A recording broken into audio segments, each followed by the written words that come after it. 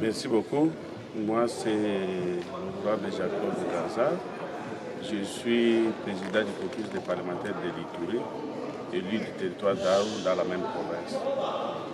Nous avons adressé l'invitation au cordon du programme PDDRSS pour que nous puissions échanger avec lui sur le fonctionnement de ce programme. Oui, effectivement. Et après l'avoir écouté, qu'est-ce que vous avez retenu et quelles sont les recommandations au PDDRSS? Il y a eu un débat et à la suite de ce débat, parce que d'abord il faut noter ici que beaucoup de gens n'ont pas un aperçu général sur le PDDRSS, alors que c'est un instrument créé par le président de la République pour accompagner la sécurité, la lutte contre la sécurité dans les provinces de l'Est, notamment la province de l'Ituri. C'est un instrument efficace pour mettre fin à l'insécurité à travers la démobilisation. Et pour nous, comme instrument, il faudrait un soutien, il faudrait un accompagnement. C'est comme ça que nous avons profité de l'occasion où une bonne partie des couches étaient venues pour la table ronde à Kinshasa, inviter les Kodo si ils pouvaient nous dire où en est-on aujourd'hui avec le programme en Ituri.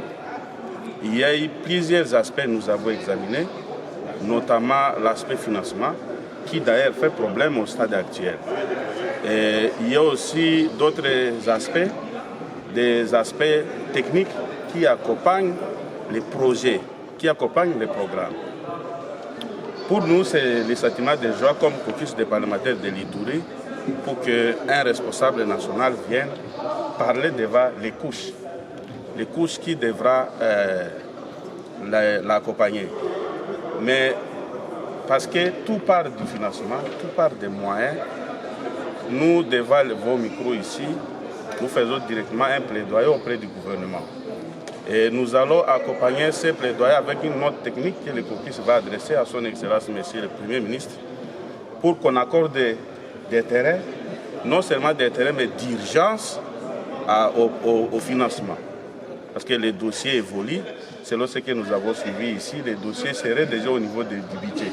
Mais nous devons pousser les choses pour que des budgets s'acquittent et ça arrive au niveau des finances pour que le plus rapidement possible que les cordons mettent en mouvement les projets qui sont à souffrance faute de ces moyens.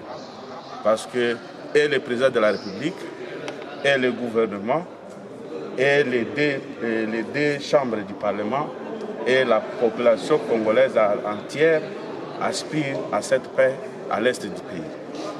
Pour ce faire, nous devrions accorder un crédit de nécessité, d'urgence au programme. Ça, c'est la première des choses. Mais nous aussi, nous avons quand même eu à formuler des recommandations par rapport à ce que nous avons attendu. Pour ce qui concerne les élus du peuple dont nous avons encore la charge de conduire à travers les caucus, nous voudrions que nous puissions nous impliquer et auprès du gouvernement et auprès de nos deux chambres pour que nous puissions aider les programmes. D'ailleurs, en principe, ce n'est même pas aidé parce que le budget a été voté. On se pose la question pourquoi décaisser seulement un budget déjà accordé devient un problème.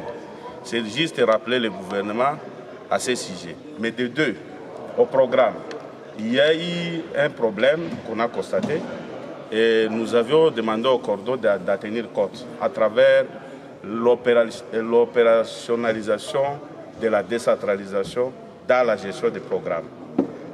Il nous semble qu'à un certain niveau, il y a eu problème de gestion, problème de coopération dans le cadre de gestion, et au niveau de coordination provinciale et au niveau de coordination nationale. Mais comme responsable, il a déjà pris toutes les dispositions à travers cette recommandation lui formulée. Mais aussi parce que dans la salle, nous étions avec les acteurs de la société civile, il y a eu une recommandation formulée à l'intention de tous ces acteurs de la société civile pour dire que les acteurs, chacun à son niveau, devra s'impliquer dans la continuité de la sensibilisation des communautés et des groupes armés qui œuvrent au sein de nos communautés. Et pour terminer, nous tout à remercier d'abord ces groupes armés qui ont accepté de rejoindre les sites. Nous voudrions aussi les interpeller pour dire qu'ils doivent continuer à maintenir le calme auquel ils ont souscrit volontairement à travers les différents actes d'engagement qu'ils ont signés. Ils doivent maintenir ce calme-là. On ne devrait pas attendre de demain, il y a des incendies à tel endroit ou il y a des tueries encore à tel endroit. Nous saluons ces gestes-là parce que jusqu'à maintenant, nous n'avons pas encore une information dans ce sens-là. Halte aux gens. Il y a eu l'aménagement du site de Diango, il y a eu désarmement, démobilisation. Est-ce qu'aujourd'hui, vous pouvez dire que le PDDRCS n'est pas opérationnel à Ituri? Dire que le PDDRCS n'est pas opérationnel, c'est trop dire. Nous savons que les choses ont commencé. Mais le souhait de tous était que les choses commencent mieux. Les choses commencent mieux. Et nous avons compris que les choses commençaient mieux n'est pas seulement l'affaire de programmes. Les programmes étaient programmes qui est en train de fonctionner dans une politique publique. Ça veut dire qu'il y a plusieurs intervenants qui doivent justement s'impliquer pour que les programmes réussissent. Alors, nous avons souhaité que tous ces intervenants puissent accompagner le programme. Il ne faudrait pas que les gens aient seulement l'impression comme si c'est le programme lui seul qui se conduit sur le terrain. C'est parce que les autres intervenants doivent pousser le programme, doivent accompagner le programme pour que le programme réussisse. Après ça, on ne pouvait pas parler de financement ici. Parce que, en termes simples, si je peux citer les intervenants, mais le ministère de l'Intérieur est parmi les des intervenants. Le ministère de la Défense est parmi les des intervenants. Mais aujourd'hui, ce ne sont pas des ministères moindres. Ce sont des vice-ministères où les proches collaborateurs au Premier ministre qui est l'ordonnateur pour le gouvernement. Alors moi, je pense qu'ils sont interpellés. Ils sont interpellés chacun à ce qui les concerne. D'ailleurs, j'informe ici que les jours qui suivront, le caucus sera reçu par le VPM de la Défense nationale sur sa demande et puis les choses vont aller.